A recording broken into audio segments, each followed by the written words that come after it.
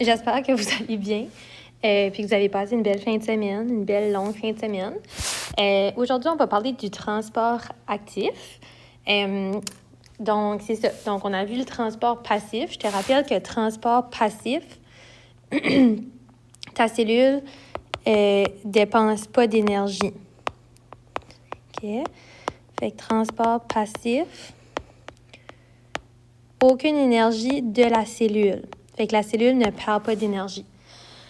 Le transport actif, on a besoin d'énergie. Fait qu'on a besoin comme un aide pour faire ce transfert de molécules-là. OK? Fait que je te dis, les cellules procurent de l'énergie aux particules pour leur permettre d'entrer dans la cellule contre la pression osmotique ou contre le gradient de concentration. Fait que si tu te rappelles, le gradient de concentration, c'est souvent d'une région de plus vers moins. OK? Fait que gradient de concentration plus vers moins, les molécules vont diffuser comme ça. C'est du transport passif. Dans le transport actif, je vais aller d'une région qui est moins vers une région qui est plus. Okay? Donc, tu vas contre le gradient de concentration. C'est pour ça que tu as besoin d'énergie. Vu que tu vas contre quelque chose, ben ça sera moins facile. Fait que ta cellule doit dépenser de l'énergie pour ça.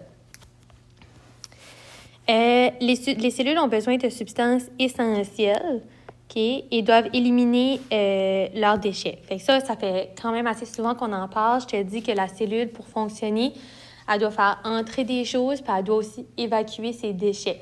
Okay? Donc, c'est important. Puis, elle va le faire de la façon avec le transport actif. La cellule doit donc dépenser de l'ATP. Okay? L'ATP, c'est juste un autre mot pour l'énergie. Okay? Donc, ATP va devenir de l'ADP plus un groupement phosphate inorganique. Ça, on va le voir plus quand on va parler de l'ADN. Donc, pour transporter des substances d'une solution de faible concentration vers les zones de forte concentration. Donc, c'est contre le gradient. OK? Fait qu'habituellement, on irait vers quelque chose de plus vers moins, mais ici, on va de moins vers plus. Donc, c'est le transport actif. Des exemples du processus, donc les cellules rénales, tu as besoin du glucose puis des acides aminés, de l'urine qui vont retourner dans le sang. Puis les cellules intestinales vont pomper des substances nutritives des intestins vers la circulation sanguine. Fait que tes cellules, ils vont prendre ça puis ils vont les amener ailleurs où est-ce que tu en as besoin. C'est un processus qui se fait activement. OK?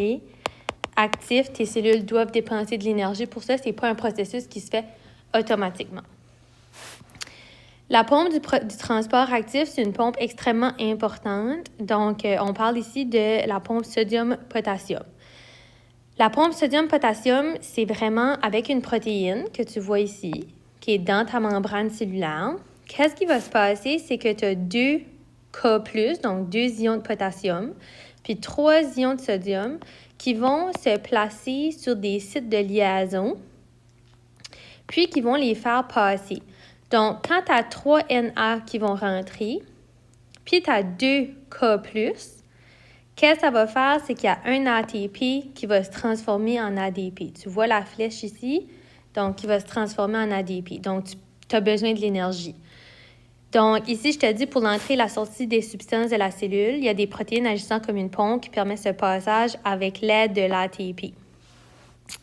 Ces pompes permettent le déplacement des ions à travers la membrane cellulaire et ce, à l'encontre du gradient de concentration. Fait qu'ici, tu vois que les K+, j'en ai moins là, puis je m'en vais vers une zone où il y en a plus. Okay? J'ai beaucoup plus de carrés ici, mais je vais quand même là. Pour faire ça, okay, j'ai besoin de l'énergie parce que c'est pas naturel. Okay? Donc, il y a quelque chose qui se passe que j'en ai besoin, mais que c'est pas avec le gradient de concentration. Donc, il faut que ma cellule dépense de l'énergie. Qu'est-ce qui va se passer? C'est quand les liaisons ici vont se faire, c'est un peu la même chose de ce côté-là avec cette protéine ici. On voit ici, c'est une protéine Sympore. OK? OK? J'ai 2 différentes molécules qui vont passer en même temps, OK? Qui vont aller ici. Donc, une fois que le glucose va aussi rentrer dans la cellule, OK? C'est des substances qui sont importantes. Le sodium, lui aussi, va passer puis va aller faire le travail encore avec ta grande pompe pour avoir de l'énergie. Donc, pompe sodium-potassium, quand 3 ions de sodium à l'intérieur de la cellule, puis 2 ions de potassium positif du fluide extracellulaire vont se lier à la protéine complexe de transport. Fait que ça, c'est ta protéine complexe. Okay? C'est une grande protéine qui fait un travail assez difficile vu qu'elle a besoin de l'énergie. Un type d'énergie, l'ATP, permet à la protéine de changer de forme. Hein? Donc, c'est un peu ça que je vous expliquais là, une fois, j'avais fait un dessin au tableau. C'est que vraiment, l'ATP, quand elle va se transformer, c'est comme si qu'elle fait comme tourner cette protéine-là, puis elle change la forme de ta protéine. Les 3 ions sodium se retrouvent à l'extérieur de la cellule, tandis que les 2 ions de potassium sont à l'intérieur. La protéine libère ensuite tous les ions et reprend sa forme initiale. Donc, pour chaque molécule d'ATP, la protéine rejette 3 Na+, et fait entrer 2 K+. Fait que pour chaque molécule d'ATP que je prends, j'ai 3 ions de sodium qui vont sortir de ma cellule, puis 2 ions potassium qui vont pouvoir entrer dans ma cellule. OK? Fait que ça, c'est vraiment une explication large de ta pompe sodium-potassium, mais c'est quand même important. Donc, c'est juste de savoir que quand j'ai 3 ions sodium qui sortent, 2 ions potassium peuvent rentrer. Ça prend de l'ATP. Okay? En faisant ce travail-là,